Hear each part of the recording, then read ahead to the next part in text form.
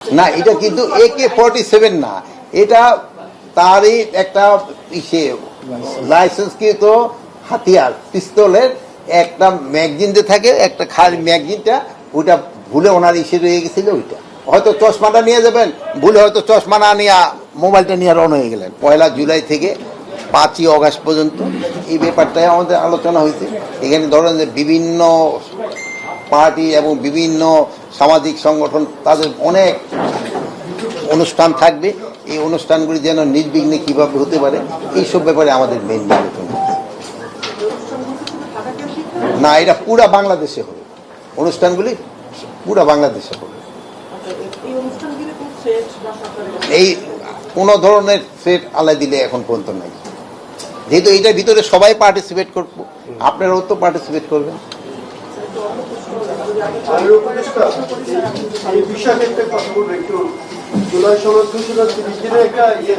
এইটার ব্যাপারে তো এখানে আমাদের এটার ব্যাপারে না, এখানে ব্যাপারে কোনো আলোচনা হয়নি এই ব্যাপারে।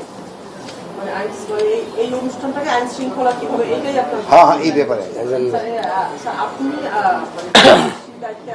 অনেক দৃশ্যমান কাজ করছেন, কিছু ফুটপ্রিন্ট যেতে চাচ্ছেন, এই সবটা আমরা সেটা বুঝতে পারছি।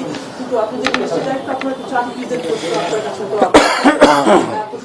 গত 2-3 দিন থেকে একজন উপদেষ্টা বিদেশ যাওয়ার সময় এয়ারপোর্টে একটা ম্যাগজিন ধরা পড়া তারা, এই বিষয়টা তারা একক ব্যক্তির কাছে কি আসলে সেটা নাকি বলা হচ্ছে AK-47, আর এই ধরনের স্বয়ংক্রিয় কোনো অস্ত্র কি একজন ব্যক্তির কাছে? না, এটা কিন্তু AK-47 না, এটা তারই একটা লাইসেন্সকৃত হাতিয়ার, পিস্তলের একটা ম্যাগজিন যে থাকে, একটা খালি ম্যাগজিনটা, ওইটা ভুলে ওনার রয়ে গেছিল। ওইটা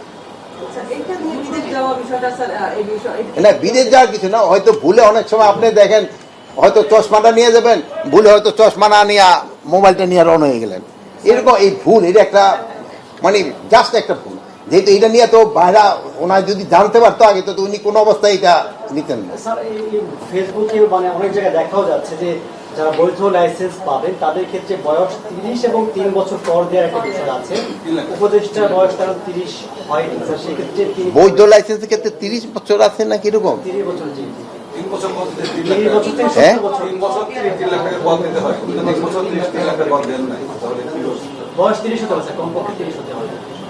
আমি অবশ্যই আইনটা মানে নতুন আইন হচ্ছে, আমি যেহেতু এই আইনটা পুরোটা দেখি না, এই ব্যাপারে আমি কিছু বলতে পারবো।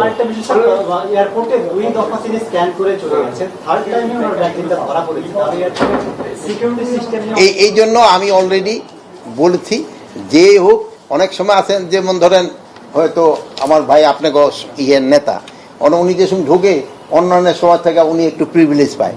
এই প্রিভিলেজটা যেন কারো ক্ষেত্রে না হয়, সবার ক্ষেত্রে যেন আইনটা একইভাবে প্রয়োগ করে, এই জন্য বলা হয়েছে।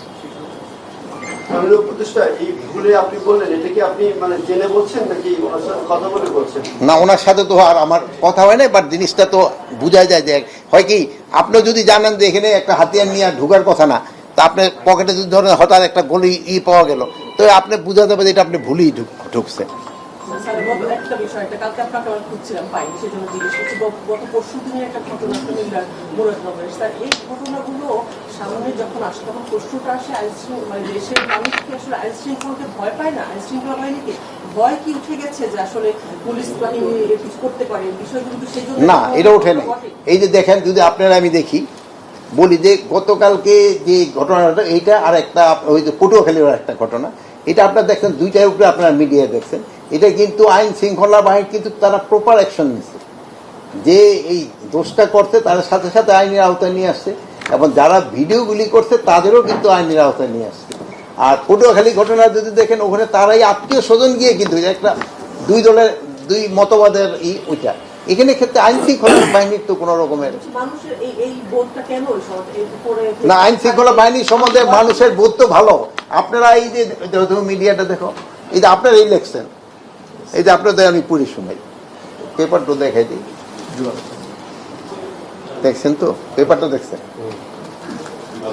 আপনারা জনগণের প্রশ্ন করছিলেন যে দেশে বর্তমান আইন শৃঙ্খলা পরিস্থিতি উন্নতি হয়েছে বলে মন্তব্য করেছেন স্বরাষ্ট্র উপদেষ্টা লেফটেন্যান্ট জেনারেল অবসরপ্রাপ্ত মোহাম্মদ জাহাঙ্গীর আলম। আপনি কি তার মতের সাথে একমত? এখানে 62% লোক বলছে হ্যাঁ, 35% লোক বলছেন না, 3% লোক বলছে মন্তব্য নাই। আপনি একটু লেখা নিয়ে দিতে পারেন, পরে বলবো স্যার হয়তো লেখা দেয়। তো এই তো এখন জনগণের পারসেপশন তো অনেক ভালো। তো এই জনগণের পারসেপশনের উপরে তো আমরা নির্ভর করি, তো আল্লাহ দিলে হয়তো উন্নতি হচ্ছে।